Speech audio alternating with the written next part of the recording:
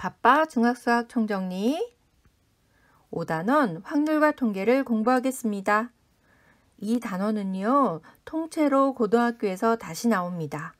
그리고 수능에서도 별도로 시험을 보기 때문에 아주 중요한 단원입니다. 중학교 1학년 때 통계의 기초를 배우지만 거기서 배우는 통계들은 고등의 연계성이 떨어져서 선생님이 생략했습니다. 중학교 2학년에서는 경우의 수와 확률을 배우는데요. 여기서 배우는 것은 모두 그대로 고등학교에 나옵니다. 그리고 3학년에서 배우는 통계에서도요. 분산과 표준편차 등은 고등학교에서 그대로 나오기 때문에 이 단원 전체가 굉장히 중요한 단원입니다. 경우의 수를 구해보겠습니다.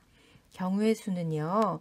어떤 사건이 일어나는 가짓수를 말합니다. 동전이 있다고 해볼게요. 동전은 앞면과 뒷면 이렇게 나올 수 있죠? 따라서 두 가지 경우의 수가 있습니다. 주사위가 하나 있다고 해볼게요. 그러면 주사위는 6가지 경우가 나오겠죠? 사건 A 또는 사건 B가 일어나는 경우의 수는요. 사건 A가 나오는 경우의 수와 사건 B가 나오는 경우의 수를 더하면 됩니다. 예를 보겠습니다. 서로 다른 두 개의 주사위를 동시에 던질 때요. 눈의 수의 합이 4 또는 10인 경우의 수를 구해보겠습니다. 눈의 수의 합이 4인 경우는요. 1과 3, 2와 2, 3과 1로 세 가지가 나오죠. 또 눈의 수의 합이 10인 경우는요. 4, 6, 5, 5, 6, 4로 세 가지입니다. 따라서 이 경우의 수는 두 가지를 더해서 6이 되는 겁니다. 두 사건 A와 B가 동시에 일어나는 경우의 수를 구해볼게요. 이런 경우는 두 개의 경우의 수를 곱해서 구하면 됩니다. 동전 두 개를 동시에 던질 때는요. 동전 한 개당 두 개가 나오죠? 두 개 나오니까 곱해서 4가 되는 겁니다. 주사위 두 개를 동시에 던지면 6개가 나오니까 두 개를 곱해서 36개가 되는 거예요. 이번에는 동전 한 개와 주사위 한 개를 던진다면 동전에서 2가지, 주사위에서 6가지니까 곱해서 12가 되는 것입니다. 확률을 알아보겠습니다. 어떤 사건 A가 일어날 확률은요. 모든 경우의 수분의 사건 A가 일어나는 경우의 수로 구할 수 있습니다. 예를 보겠습니다. 주사위 한 개를 던질 때 3 이상 4 이하의 눈이 나올 확률을 구해보겠습니다. 주사위 한 개는 모두 6가지가 나오고요. 3 이상 4 이하의 눈이 나오는 경우는 3과 4로 2가지입니다. 따라서 구하는 확률은 6분의 2 해서 약분하면 3분의 1이 되는 거죠. 확률의 성질은요. 어떤 사건이 일어날 확률을 P라고 할 때 0보다 크거나 같고 1보다 작거나 같습니다. 또 반드시 일어나는 사건의 확률은 1이고요.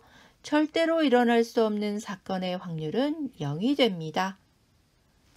어떤 사건 A가 일어날 확률을 P라고 하면 사건 A가 일어나지 않을 확률은 1-P입니다.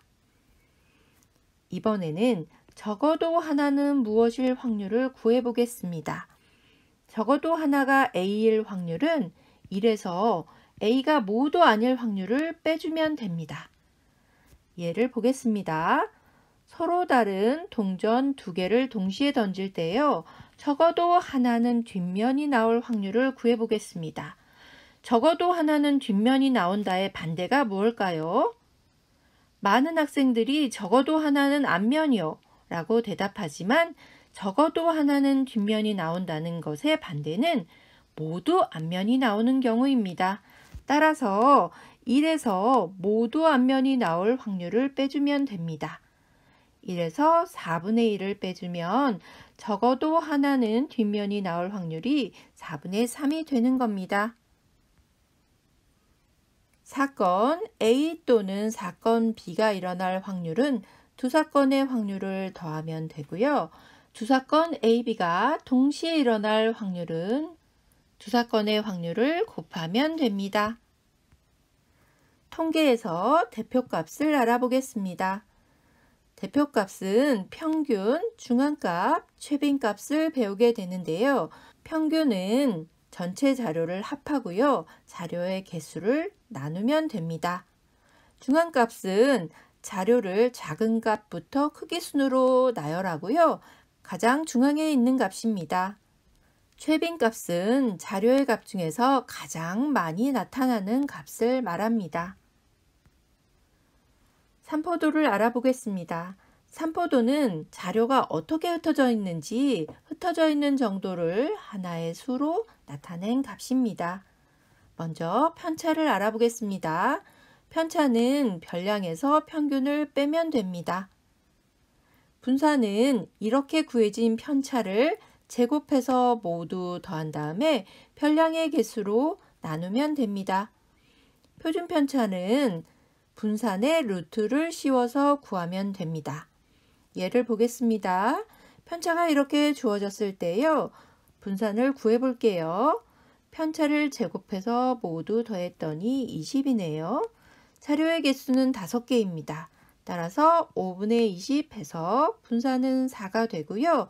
표준 편차는 여기에 루트를 씌운 2가 되는 겁니다. 분산 또는 표준 편차가 작다는 말은요. 별량들 사이의 격차가 작다는 말이고요. 별량들이 평균 가까이에 모여 있다는 말이기도 합니다.